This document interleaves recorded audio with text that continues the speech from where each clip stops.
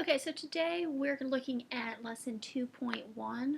This has just some sort of intro stuff for this next chapter that has to do with functions and lines, much of which you've had before. Some of this is just a recap, make sure that you remember it. Some of it will be a little bit more involved. So just making sure we remember plotting points. Remember, this is your x, this is your y.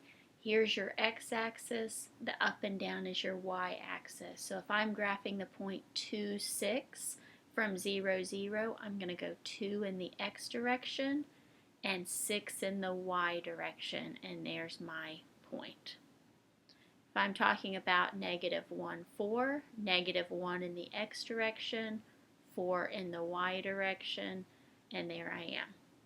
Same thing with 3, negative 2, 3 in the x direction, negative 2 in the y direction, there's my point. And last one, negative 5 in the x direction, negative 1 in the y direction. Just remember x, then y. If I see mistakes here, it's almost always that people switch them up, so just be careful. Okay, if we're talking about a relation, all a relation is a set of ordered pairs. It could be written as like this, with just my set of ordered pairs listed out. It could be written as an equation. Your domain is your x values. Depending on your situation, there are a lot of different ways that you can write your domain. Here, we just have a few specific numbers. So it's typically just written, here are my x values, negative 2, 3, negative 1, 1. And it's put sort of inside these squiggly brackets. Range is your y values. So in here, my y values are the 4, the negative 2, the 0, and the 5. Again, it's usually written in the squiggly brackets. Okay, domain x values, range is the y values.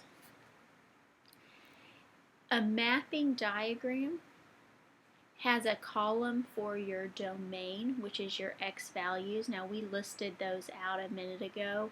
When I put them here, I'm going to put them in order from smallest to biggest. So negative 2, negative 1, 1, and 3. So negative 2, 3, negative 1, 1. I just put them in order from smallest to biggest.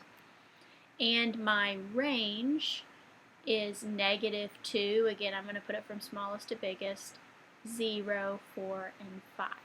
Now, a mapping diagram just actually maps what goes together. So the negative 2 is an x domain, goes with the 4 of the y. So I'm going to actually map it. And I'm going to do that with each of them. The 3 goes with the negative 2. The negative 1 goes with the 0. And the 1 goes with the 5. Now the next thing that we're going to talk about is called a function. A relation is either a function or it's not a function. Much of what we talk about this year is going to have to do with functions. Here's your definition of a function, and then I want to come back to this problem and talk about why it is a function. A function is a relation, which just means a set of ordered pairs, in which each element of the domain is paired with exactly one element in the range. So everything in the domain goes with one thing in the range. Now if I come back over here, see how just one arrow leaves from each of these things in the domain? That's what you're looking for, because it can only go with one thing in the range. So if the 3 went with the negative 2 and with the 4, it would not be a function. Now, if you look at your equation, all of your x values should be different. If any of them are the same, it's not a function. Now, the y values, you'll notice it doesn't say anything about them only having one thing that goes with them. So it doesn't have to do really with the range, it has to do with the domain in terms of whether it's a function or not and how it relates to the range. But the domain is really what you're focusing on. Okay, so looking at each of these, let's decide if they're functions or not. Now, here is my big problem on this one. See how the x values, there are two of them that are -2? That's why it's not a function. Looking at this, see how that domain is different in each one? So this one is a function. Let's just look at one more. Now, here's what I want you to notice here. This one does have two numbers that repeat in the range, but that does not matter. It's only the domain that can't repeat. So this one is a function.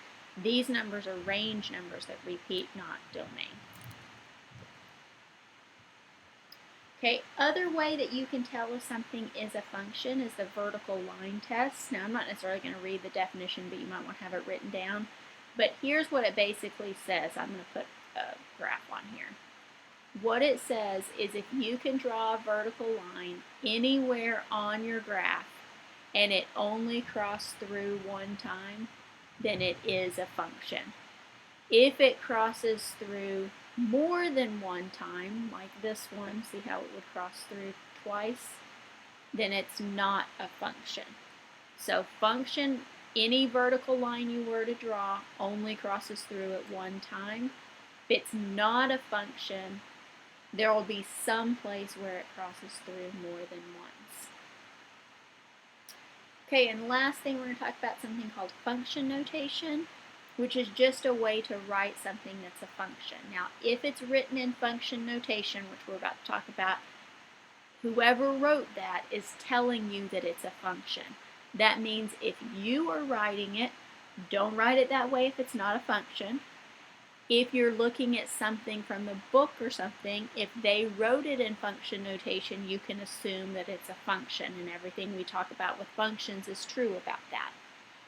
Now, this function that we're talking about specifically here is called f. They're going to name your function here. Here it's called f. A lot of times g and h are the other names that are used for functions, but you can use really any variable you want. Now, this part right here with the parentheses, in parentheses, is not multiplication. This notation, they're telling you what your variable is. So in this function, the variable is x. Now, the way you say this is f of x. So if you see this, you read it as f of x. Now, I want you to notice if you look at your two equations, this one's in regular form, this one's in function notation. The function notation takes the place of the y. So when you're talking about function notation, you're talking about the y, not the x. Okay? So in here, I'm telling you that this is a function. F of a equals 3a plus 2. So the name of my function is f. The variable is a. Okay, there it is. I want you to find f of 4. Now see how the 4 is where the a is? This is just a fancy way to say plug in 4 for the a's. So let me do that. So I have 3a, plug in 4 for the a, plus 2. So 12 plus 2 is 14. F of a equals 14.